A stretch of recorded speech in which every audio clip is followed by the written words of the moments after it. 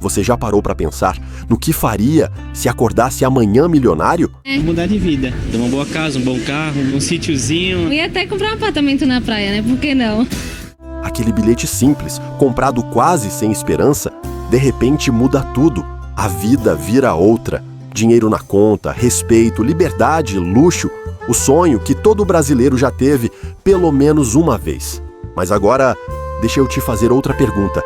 E se esse mesmo dinheiro fosse exatamente o começo do seu pior pesadelo? Porque o que quase ninguém conta é que ganhar milhões não garante final feliz.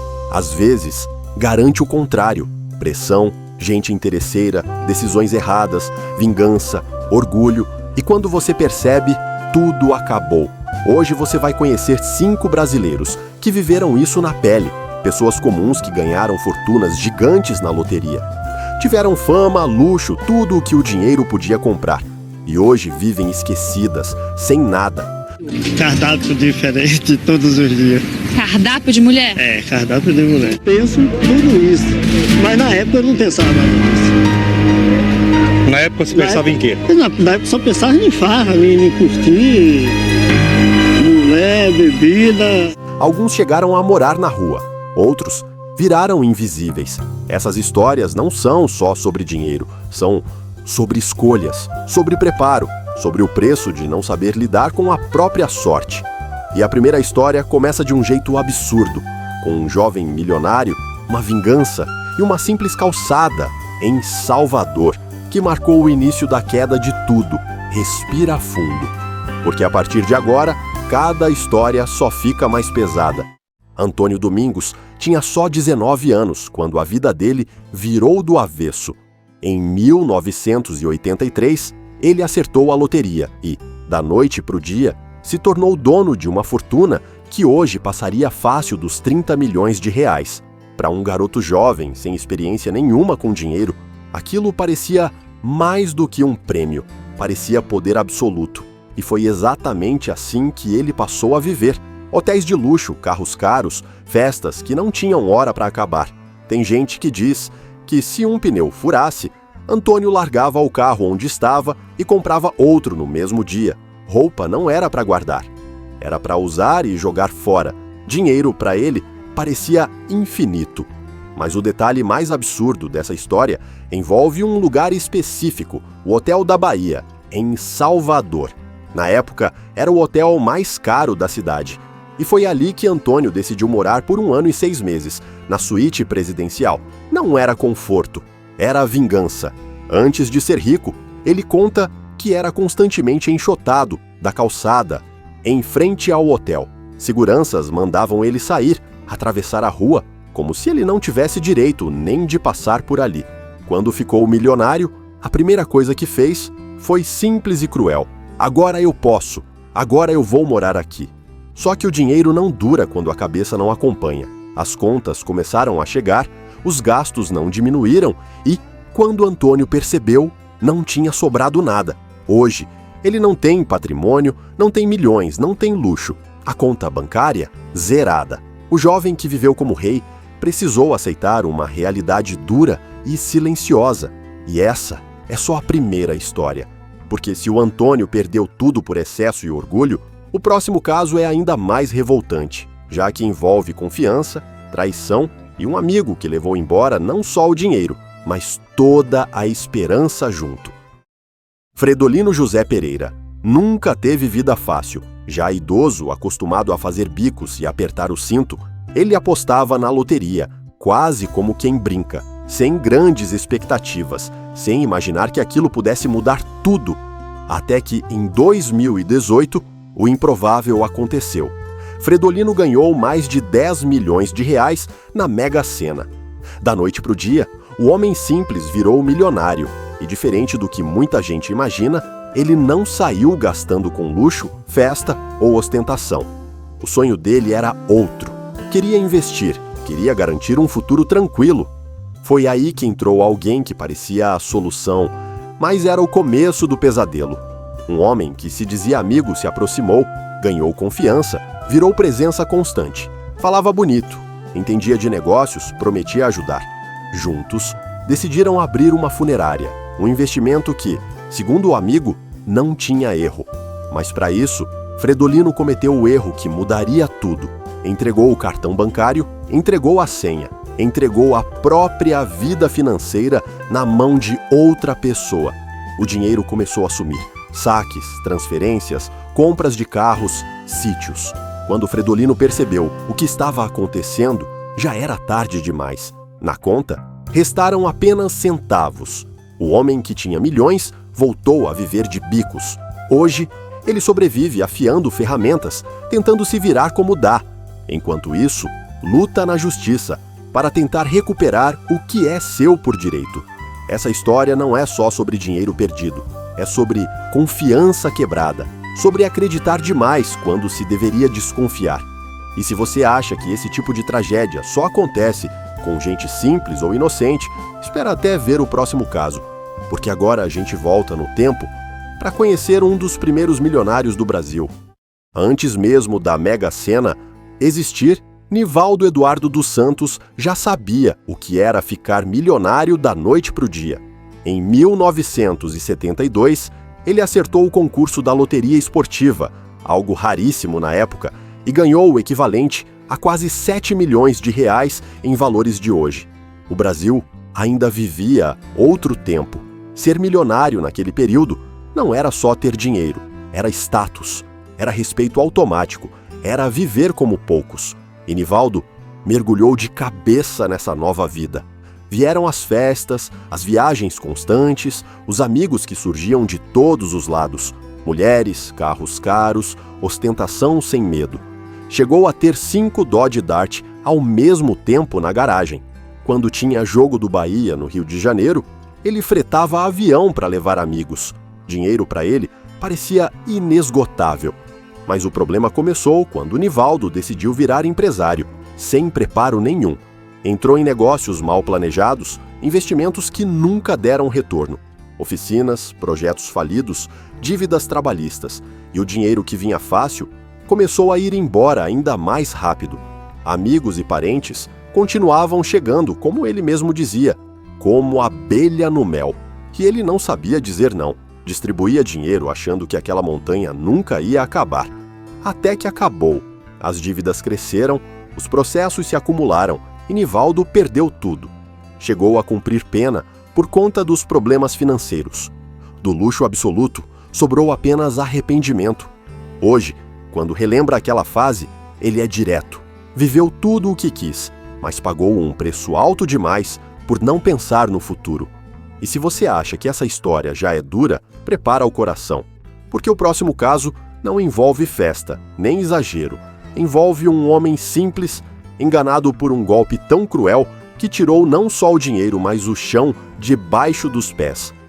Joaquim Mariano da Silva ficou conhecido em todo o Brasil como Quincas da Esportiva. Em 1976, morando em Turvânia, no interior de Goiás, ele levava uma vida simples, de muito trabalho e poucos luxos. Nada de ostentação, nada de exageros. Quincas era conhecido justamente por ser correto, trabalhador e honesto. No dia em que resolveu apostar na loteria esportiva, ele não imaginava nada demais. Foi a própria filha, de apenas 6 anos, quem ajudou a escolher os números do bilhete. Um gesto simples, quase inocente, mas que mudaria tudo. Quando o resultado saiu, veio o choque.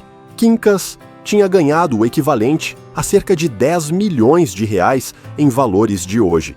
De uma hora para outra, aquele homem simples tinha dinheiro suficiente para nunca mais passar aperto. E o mais curioso dessa história é que o dinheiro não subiu a cabeça. Quincas não virou frequentador de festas, não se cercou de bajuladores, não mudou quem ele era. Pelo contrário, resolveu investir do jeito que conhecia, em terra, em gado, em fazenda, algo sólido, algo seguro, algo que parecia impossível dar errado. Foi aí que o golpe começou a ser armado. Durante uma negociação para comprar uma grande fazenda, tudo parecia certo. Documentos, mapas, conversas bem alinhadas. Quincas acreditou, confiou e entregou tudo o que tinha: terras, animais, bens acumulados ao longo da vida. Só que aquela fazenda nunca foi dele. O que Quincas caiu foi num golpe cruel e silencioso. Quando percebeu, já não havia mais nada para recuperar. O dinheiro tinha ido embora, as terras tinham sumido, o gado já não existia, o chão simplesmente desapareceu. Hoje Quincas descreve essa fase da vida como um pesadelo contínuo. Ele diz que é como cair num poço muito fundo e não ter força para sair. O homem que um dia foi milionário passou a viver com salário mínimo, carregando um sentimento constante de injustiça, tristeza e impotência. Não foi falta de inteligência, não foi ganância, foi confiança demais num mundo onde nem todo mundo joga limpo. A história de Quincas dói, porque mostra que, às vezes, fazer tudo certo não é garantia de final feliz, e que o dinheiro, quando encontra pessoas mal intencionadas no caminho, pode desaparecer sem deixar rastro. E se esse caso já aperta o coração, o último da lista fecha tudo de forma ainda mais simbólica.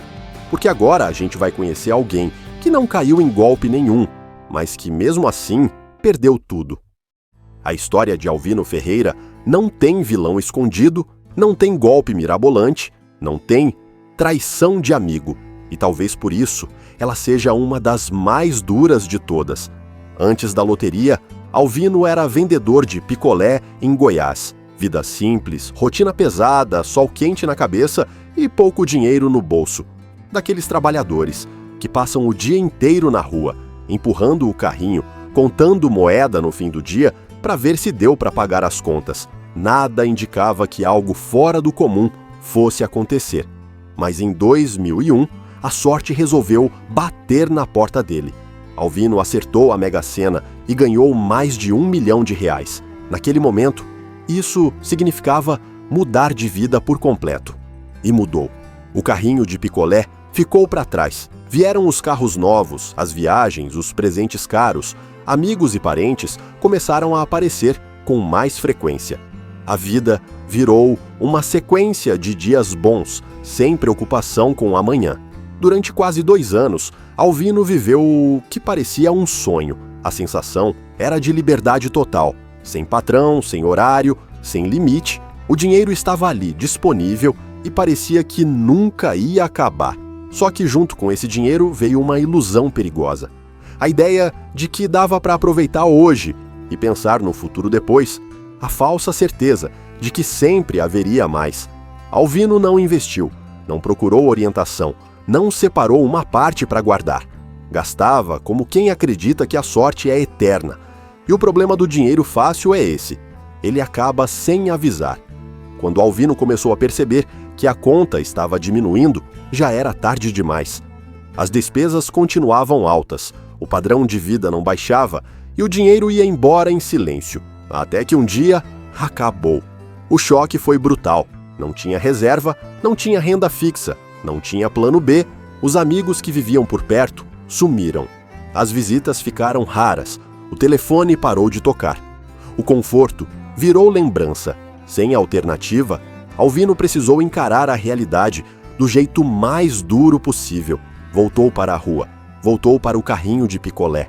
Exatamente o mesmo ponto de onde tinha saído anos antes. Hoje, quem passa por ele dificilmente imagina que aquele homem simples já teve nas mãos uma fortuna que muitos sonham a vida inteira. Não houve manchete, não houve escândalo, não houve prisão, só o silêncio de quem perdeu tudo sozinho.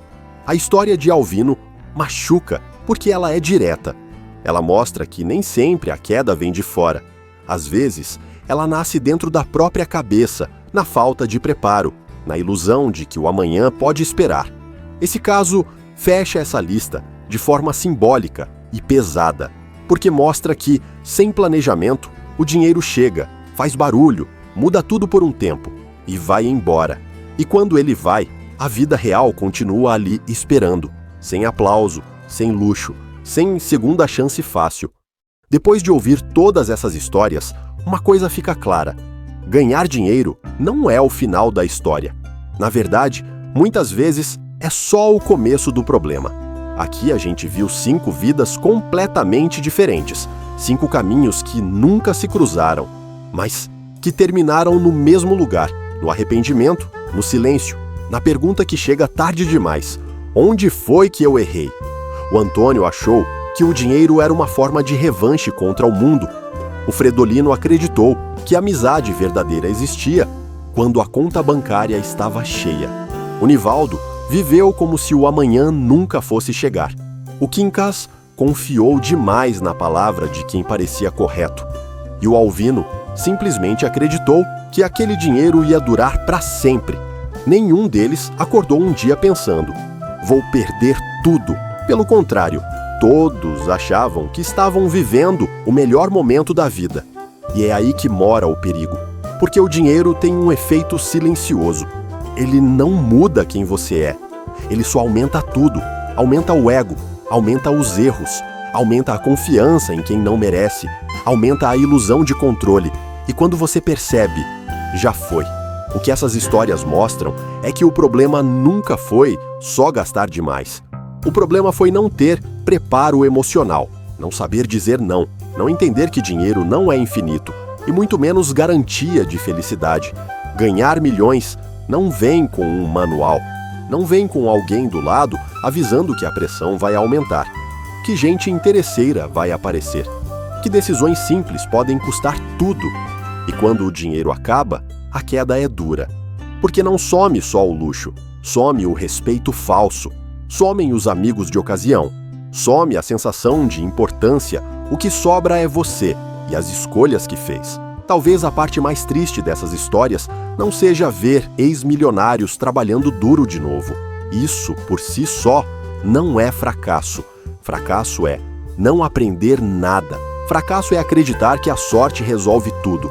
Essas histórias são um alerta, não só para quem sonha em ganhar na loteria, mas para qualquer pessoa que acha que dinheiro resolve a vida, porque dinheiro não conserta caráter, não cura insegurança, não ensina maturidade e não protege ninguém de decisões ruins. Pelo contrário, ele testa. Testa quem você é quando ninguém te diz não. Testa quem você confia quando todo mundo sorri. Testa se você pensa no amanhã ou só no agora. E a pergunta que fica não é sobre loteria, é sobre você. Se fosse você, estaria preparado? Será que conseguiria manter a cabeça no lugar quando todo mundo te aplaudisse? Será que saberia parar, guardar, planejar? Ou será que também se perderia no meio de tanto dinheiro, tanta pressão e tanta ilusão? Essas histórias parecem extremas, mas elas são reais. E talvez estejam mais próximas da nossa realidade do que a gente imagina. Porque a maior lição aqui não é sobre ficar rico, é sobre saber viver com o que se tem e estar preparado caso a sorte bata a porta. Agora eu quero saber de você. Qual dessas histórias mais te marcou? Qual te fez pensar de verdade? Deixa seu comentário aqui embaixo. Deixa o like para fortalecer o canal. E se inscreve, porque aqui a gente continua contando histórias que parecem exagero, mas são pura realidade. A gente se vê no próximo vídeo.